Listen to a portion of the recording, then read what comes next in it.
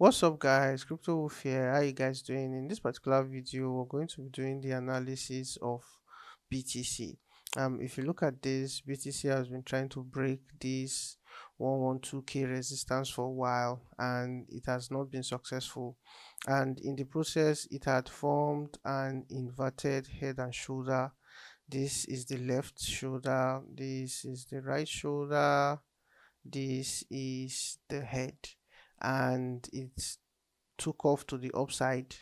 At the end of the day, after completing the left shoulder, right shoulder, it took up to the upside, but it just couldn't break through. And normally, when it can't break through, what it does is it comes back to the neckline to act as support, just to gather momentum before it takes off to the upside. So basically, we still have a high possibility of going to the upside.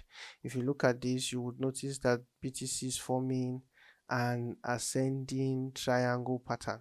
Although it may not be as clear as you want, because normally the ascending triangle pattern is clearer than this, but it may not be very clear, but it still doesn't mean that it's not effective, because you could say that, oh, but it broke down to the downside here. Yes, but it also just normally, after breaking down to the downside, it's supposed to retest this trend line and then crash to the downside, but it didn't do that. It just broke the trend line to the upside and just kept going. This to tell you that bulls were still very much in the market. It was just to show you bullish power and to tell you that they were very, very much in the market, and they still had a say in the market. So for it to just break, even after it broke down, the bears could not sink the market further.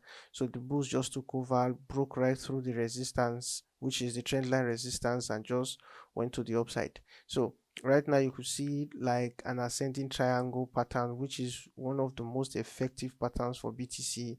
Of all about 8 years of trading BTC, the ascending triangle had that I've seen have not failed up to 4 times.